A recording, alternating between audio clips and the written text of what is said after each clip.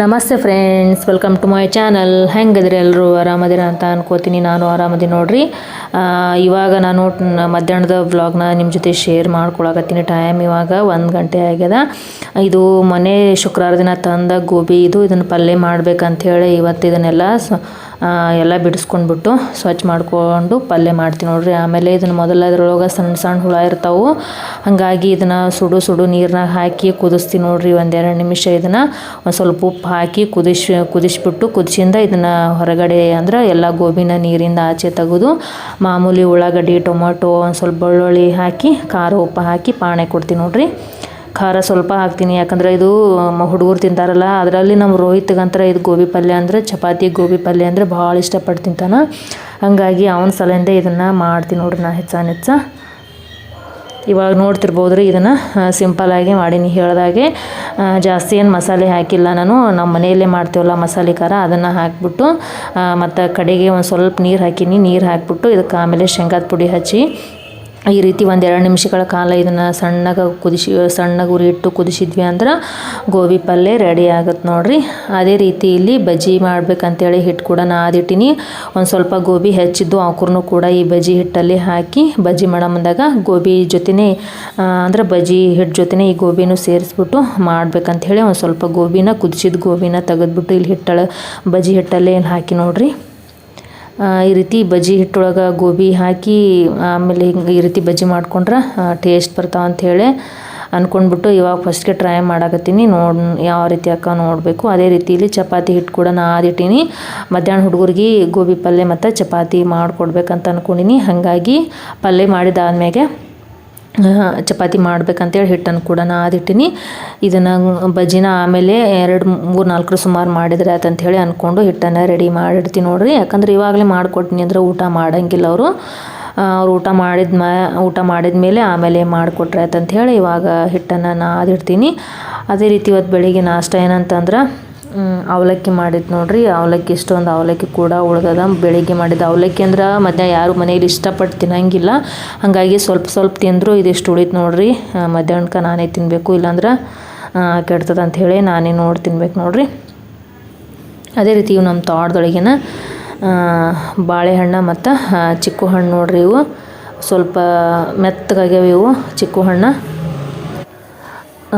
ಅದೇ ರೀತಿ ನೋಡ್ತಿರ್ಬೋದು ಫ್ರೆಂಡ್ಸ್, ಇಲ್ಲಿ ಕೊಬ್ಬರಿ ಕೂಡ ಇಟ್ಟೀನಿ. ಇವಕ್ಕೂರ್ನ ಬಿಸಿಲಿಗೆ ಇಟ್ಟಿದ್ದೆ.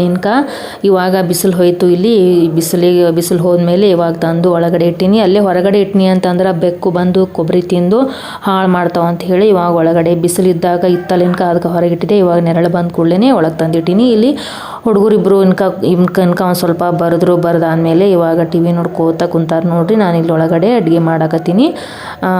ಇವಾಗ ಅಡುಗೆ ಮಾಡಿಬಿಟ್ಟು ಅವ್ರಿಗೆ ಮಧ್ಯಾಹ್ನದ ಊಟ ಹಾಕಿ ಕೊಡ್ಬೇಕು ನೋಡ್ರಿ. ಒಂದು ಸ್ವಲ್ಪ ಬರೆದ್ಬಿಟ್ಟು ಇವಾಗ ಟಿ ವಿ ನೋಡ್ಕೋತ ಕುಂತಾರೆ ನೋಡ್ರಿ.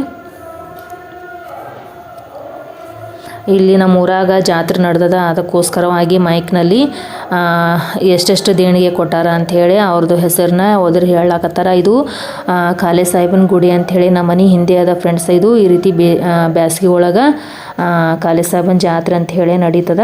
ಅದರದ್ದು ಇದು ಮೈಕ್ ಆವಾಜ್ ಅಂದ್ರೆ ನಮ್ಮ ಮನೆ ಹಿಂದೆನೇ ಗುಡಿ ಅದ. ಅದಕ್ಕೆ ಇಷ್ಟೊಂದು ಆವಾಜ್ ಕೇಳ್ತದೆ ನೋಡ್ರಿ. ನಿಮಗೂ ಕೇಳ್ತಿರ್ಬೇಕು.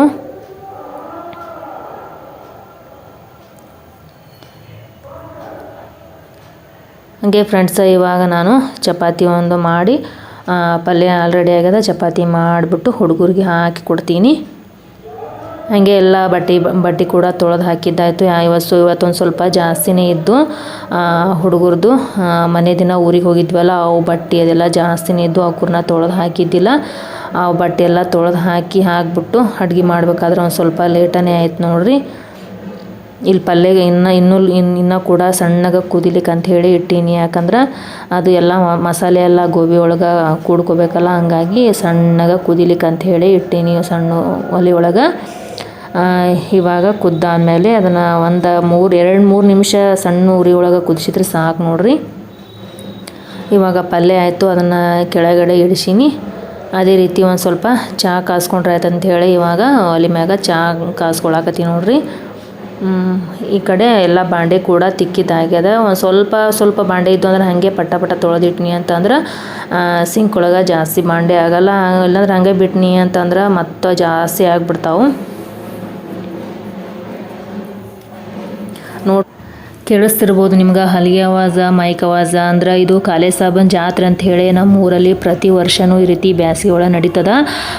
ಒಂದು 3 ದಿನ ಅಂತರ ಬಹಳ ಜೋರು ಜಾತ್ರೆ ಇರ್ತದೆ ನೋಡ್ರಿ. ಅಂದ್ರೆ ಇನ್ನೂ ಜಾತ್ರೆ 10-12 ದಿನ ಇರೋಕ್ಕಿಂತ ಮುಂಚೆನೇ ಈ ರೀತಿ ಮೈಕ್ ಸ್ಟಾರ್ಟ್ ಮಾಡಿಬಿಟ್ಟು ಪಟ್ಟಿ ಎಲ್ಲ ಕೊಡೋರು ಅದೆಲ್ಲ ಸ್ಟಾರ್ಟ್ ಮಾಡಿರ್ತಾರೆ. ಹಾಗಾಗಿ ಅವ್ರ ಹೆಸರು ಪಟ್ಟಿ ಕೊಟ್ಟವ್ರದ್ದು ಹೆಸರು ಹೇಳೋದು ಮತ್ತು ಮೈಕಲ್ಲಿ ಹಾಡ ಹಚ್ಚೋದು ಅದೆಲ್ಲ ಇನ್ನೂ ಜಾತ್ರೆ 10-12 ದಿನ ಇರೋಕ್ಕಿಂತ ಮುಂಚೆನೇ ಸ್ಟಾರ್ಟ್ ಮಾಡಿಬಿಡ್ತಾರೆ. ಹಾಗಾಗಿ ಪ್ರತಿ ವರ್ಷ ಇದು ಜಾಸ್ತಿ ಜೋರ ನಡೀತದೆ ನೋಡ್ರಿ. ಇದು 3 ದಿನ ಅಂತ ಜಾತ್ರೆ ಕಂಟಿನ್ಯೂ ಆಗಿರ್ತದೆ. ಮತ್ತು ಈ ಜಾತ್ರೆ ಒಳಗೆ ಅಂದ್ರೆ ಕಾಲೇ ಸಾಹೇಬ ಮುತ್ಯಾನ ಜಾತ್ರೆ ಅಂದ್ರೆ ಬ್ಯಾಟಿ ಮಾಡೋರು ಅದಿದ್ದೇ ಇರ್ತಾರೆ ನೋಡ್ರಿ ದರ್ಗಾ ಒಳಗೆ. ಹಂಗಾಗಿ ಮತ್ತು ದೀಡ್ ನಮಸ್ಕಾರ ಹಾಕೋದು ಬ್ಯಾಟಿ ಮಾಡೋದು ಅದು ಇದು ಅಂಥೇಳಿ ಸಿಕ್ಕಾಪಟ್ಟೆ ಗದ್ದಿರ್ತದೆ. ಅದ್ರಾಗ ಕಾಲೇ ಸಾಹೇಬನ ಗುಡಿ ಅಂತ ನಮ್ಮ ಮನೆ ಪೂರ್ತಿ ನಮ್ಮ ಮನೆ ಹಿಂದೆ ನೋಡ್ರಿ. ನಮ್ಮ ಮನೆ ಹಿಂದೆ ರೋಡ್ ಅದ, ರೋಡ್ ಆಚೆಯಿಂದ ಕಾಲೇ ಸಾಹೇಬನ ಗುಡಿ ಅದ ನೋಡ್ರಿ. ಕಾಲೇ ಸಾಹೇಬನ ಗುಡಿಗೆ ಮತ್ತು ನಮ್ಮ ಮನೆಗೆ ನಡುವೊಂದು ರೋಡ್ ಅದ ನೋಡ್ರಿ. ಹಂಗಾಗಿ ಜಾಸ್ತಿ ಗದ್ಲು ನೋಡ್ರಿ ಒಂದು 3 ದಿನ ತನಕ.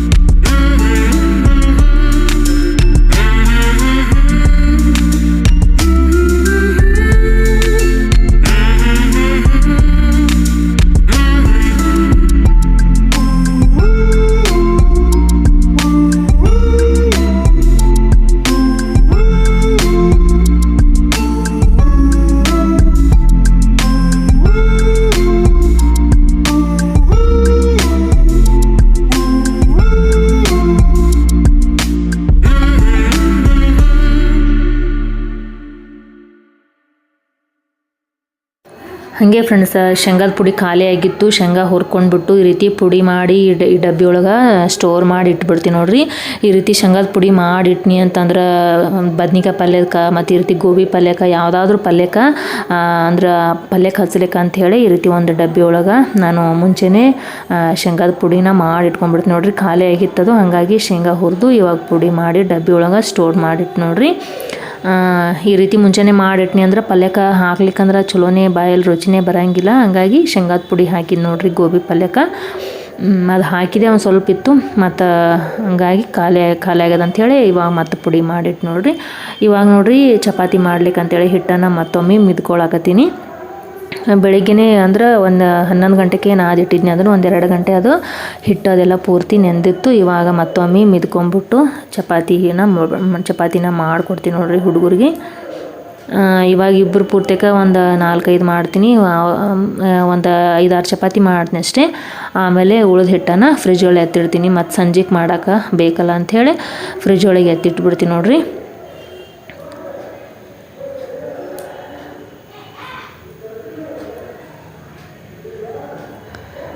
ನಮ್ಮ ರೋಹಿತ್ಗಂತ್ರ ಗೋಬಿ ಪಲ್ಯ ಚಪಾತಿ ಅಂದ್ರೆ ಭಾಳ ಇಷ್ಟ ನೋಡ್ರಿ. ಸ್ಕೂಲಿಗೆ ಹೋಗೋ ಬಂದಾಗೂ ಗೋಬಿ ಪಲ್ಯ ಕಟ್ ಮಮ್ಮಿ ಅಂತಿದ್ದ. ಒಂದು ಸ್ಕೂಲನ್ನೇ ಸೂಟಿ ಕೊಡ್ತೀವತ್ತ, ಮನೆಯಾಗೆ ಅದನ್ನು ಮನೆಯಾಗೆ ಮಾಡಿಕೊಡ್ತೀನಿಪ್ಪ ತಿನ್ನತ್ತಂದೆ. ಹಾಗಾಗಿ ಇವಾಗ ಗೋಬಿ ಪಲ್ಯ ಮಾಡಿ ನೋಡ್ರಿ. ಮೊದಲು ಇಷ್ಟಪಟ್ಟು ತಿಂತಿದ್ದ, ಇವಾಗ ಇತ್ತೀಚೆಗೆ ಯಾಕೋ ಒಂದು ಸ್ವಲ್ಪ ಇಷ್ಟ ಇಲ್ಲ ಅನ್ನಕತ್ತಾನ. ಯಾವ ಟೈಮ್ ಒಳಗೆ ಏನು ಇಷ್ಟ ಇರ್ತದೋ ಏನು ಬಿಡ್ತದೋ ಗೊತ್ತೇ ಆಗಲ್ಲ ನೋಡ್ರಿ. ಹುಡುಗರ ಮನಸ್ಸು ಯಾವ ಟೈಮ್ದಾಗ ಹೆಂಗಿರ್ತದೆ ಅಂಥೇಳಿ ಗೊತ್ತೇ ಆಗೋದಿಲ್ಲ. ಶುಕ್ರವಾರ ಮೊದಲಿದ್ರೆ ಶುಕ್ರವಾರ ನಮ್ಮ ಊರಲ್ಲಿ ಸಂತೆ ನಡೀತದಲ್ಲ, ಶುಕ್ರವಾರ ಬಂದ್ಗಳೇ ಮಮ್ಮಿ ಗೋಬಿ ತಂಬ ಅಂತಿದ್ದ. ಇವಾಗ ಅವ ಗೋಬಿ ಇಷ್ಟಪಡ್ತಾನಂಥೇಳಿ, ಗೋಬಿ ಪಲ್ಯ ಇಷ್ಟಪಡ್ತಾನಂಥೇಳಿ ನಾ ತಂದೀನಿ. ಇವತ್ತು ಮಾಡೀನಿ ಪಲ್ಯ. ಅದನ್ನು ನನಗೆ ಇಷ್ಟ ಇಲ್ಲ ಮಮ್ಮಿ ಅದಕ್ಕೆ ಮಾಡಿದೆ ಅಂತ ಕೇಳ್ತಾನೆ. ಹಾಗಾಗಿ ಯಾವ ಟೈಮ್ದೊಳಗೆ ಏನು ಇಷ್ಟ ಆಗುತ್ತೆ ಹುಡುಗರಿಗೆ ಅಂಥೇಳಿ ಗೊತ್ತೇ ಆಗೋದಿಲ್ಲ ನೋಡ್ರಿ. ಇನ್ನೇನು ತರಂಗಿಲ್ಲಪ್ಪ ಇವತ್ತು ತಂದಿನಿ ಮಾಡೀನಿ, ಇನ್ನೇಮಿ ತರಂಗಿಲ್ಲಪ್ಪ ಈ ಗೋಬಿನೇ ತರಂಗಿಲ್ಲ ಅಂಥೇಳಿ ಹೇಳೀನಿ. ಹಾಗಾಗಿ ಇವತ್ತೊಂದಿನ ಮಾಡೀನಿ ತಿನ್ನು, ಇನ್ನೇಮಿ ಗೋಬಿನೇ ತರಂಗಿಲ್ಲ ಅಂಥೇಳಿ ನಮಗೆ. ಹಾಗಾಗಿ ಹುಡುಗರಿಗೆ ಆ ಟೈಮ್ದಾಗ ಏನು ಇಷ್ಟ ಆಗುತ್ತೆ ಏನು ಇಷ್ಟ ಆಗೋದಿಲ್ಲ ಅಂಥೇಳಿ ಗೊತ್ತೇ ಆಗೋದಿಲ್ಲ ನೋಡ್ರಿ.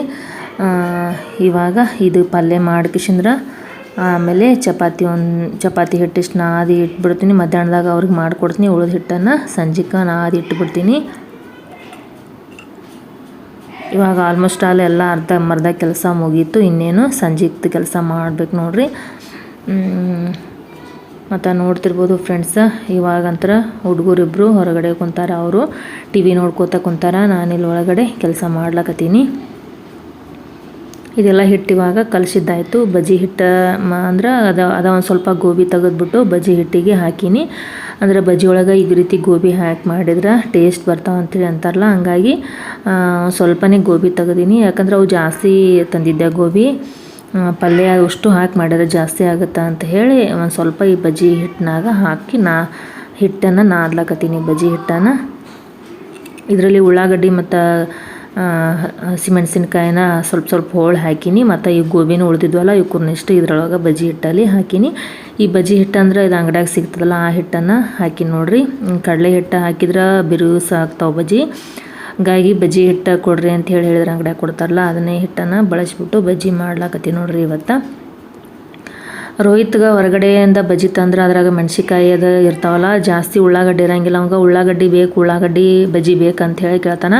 ಹಂಗಾಗಿ ಅವನಿಗೋಸ್ಕರ ಅಂಥೇಳಿ 15 ದಿನಕ್ಕೊಮ್ಮೆ 20 ದಿನಕ್ಕೊಮ್ಮೆ ಮನೆಯೊಳಗೆ ಜಾಸ್ತಿ ಉಳ್ಳಾಗಡ್ಡಿ ಹಾಕಿ ಬಜ್ಜಿ ಮಾಡಿ ಕೊಡ್ತೀನಿ ನೋಡ್ರಿ. ಹೊರಗಡೆ ಆದರೆ ಎಲ್ಲ ಅದೇ ಎಣ್ಣೆಗೆ ಕರೆದದ್ದು ಎಣ್ಣೆಗೆ ಕರಿತಾರೆ ಅಂಥೇಳಿ ಹುಡುಗರಿಗೆ ಆರೋಗ್ಯಕ್ಕೂ ಕೂಡ ಅಷ್ಟೊಂದು ಸರಿಯಲ್ಲ ಅಂಥೇಳಿ ಮನ್ಯಾಗ ನಾನು ತಿಂಗಳಿಗೊಮ್ಮೆ ಈ ರೀತಿ 20 ದಿನಕ್ಕೊಮ್ಮೆ ಮಾಡಿ ಕೊಡ್ತೀನಿ. ಯಾವಾಗಾರ ಒಮ್ಮೆ ಬೇಡ್ದಾಗಷ್ಟ ಜಾಸ್ತಿ ಮಾಡಂಗಿಲ್ಲ. ನೋಡ್ತಿರ್ಬೋದು ಬಜ್ಜಿ ಹಿಟ್ಟು ಕೂಡ ಕಲಸಿದ್ದಾಯಿತು. ಇದನ್ನ ಇವಾಗ ಒಂದು ಅರ್ಧ ಗಂಟೆ ನೆನಿಲ್ಲ ಅಂತ ಹೇಳಿ ಬಿಡ್ತೀನಿ. ಒಮ್ಮೆ ಕಲಸಿದ ಗುಳಿನ ಮಾಡಿದ್ರೆ ಅಷ್ಟೊಂದು ಸರಿ ಬರೋಂಗಿಲ್ಲ. ಒಂದು ಅರ್ಧ ಗಂಟೆ ಟೈಮ್ ಇರ್ಲಿಕ್ಕಂದ್ರೆ ಒಂದು 10 ನಿಮಿಷ ನೆನಿಲಿಕ್ಕೆ ಅಂತೇಳಿ ಬಿಟ್ಬಿಟ್ಟು ಆಮೇಲೆ ಬಜ್ಜಿ ಮಾಡ್ಕೋಬೋದು. ನನ್ನ ಟೈಮ್ ಇನ್ನೂ ಅದ. ಆಮೇಲೆ ಹುಡುಗರೆಲ್ಲ ಊಟ ಮಾಡಿದ ಮೇಲೆ ಆಮೇಲೆ ಮಾಡ್ಬೇಕಂತ ಹೇಳಿ ಅಂದ್ಕೊಂಡಿನಿ. ಹಂಗಾಗಿ 1-2 ಗಂಟೆ ತನಕ ಇದನ್ನು ಇಷ್ಟೇ ಹಿಟ್ಟನ್ನು ನೆನಿಲಿಕ್ಕೆ ಅಂತ ಹೇಳಿ ಬಿಡ್ತೀನಿ. ಅಲ್ಲಿ ನೋಡ್ತಿರ್ಬೋದು ಬೆಳಿಗ್ಗೆ ನಾಷ್ಟ ಅದ ಮತ್ತು ಪಲ್ಯ ಕೂಡ ಗೋಬಿ ಪಲ್ಯ ಕೂಡ ಮಾಡೀನಿ. ಇವಾಗ ನಂದು ಅರ್ಧಂಬರ್ಧ ಕೆಲಸ ಮುಗಿತು. ಹಿಟ್ಟು ಕೂಡ ನಾದಿಟ್ಟಿನ ಗೋಧಿ ಹಿಟ್ಟು. ಇನ್ನೇನು ಚಪಾತಿ ಮಾಡಿಕೊಟ್ರೆ ಮುಗಿತು ನೋಡಿರಿ ಮಧ್ಯಾಹ್ನ ಕೆಲಸ. ಓಕೆ ಫ್ರೆಂಡ್ಸ್, ಇಲ್ಲಿಗೆ ನಾನು ಈ ವ್ಲಾಗನ್ನು ಮುಗಿಸ್ತೀನಿ. ವ್ಲಾಗ್ ಇಷ್ಟ ಆಯ್ತು ಅಂದ್ರೆ ದಯವಿಟ್ಟು ಒಂದು ಲೈಕ್ ಮಾಡಿರಿ. ಹಾಗೆ ಚಾನಲ್ಗೆ ಇನ್ನೂ ಸಬ್ಸ್ಕ್ರೈಬ್ ಆಗಿಲ್ಲ ಅಂದರೆ ಸಬ್ಸ್ಕ್ರೈಬ್ ಆಗಿ, ಅದೇ ರೀತಿ ಪಕ್ಕದಲ್ಲಿ ಕಾಣುವಂಥ ಬೆಲ್ ಐಕನನ್ನು ಪ್ರೆಸ್ ಮಾಡಿರಿ. ಮತ್ತು ನಾನು ಮುಂದಿನ ವ್ಲಾಗ್ನೊಂದಿಗೆ ನಿಮಗೆಲ್ಲ ಭೇಟಿ ಆಗ್ತೀನಿ. ಅಲ್ಲಿ ತನಕ ಎಲ್ಲರಿಗೂ ಬಾಯ್.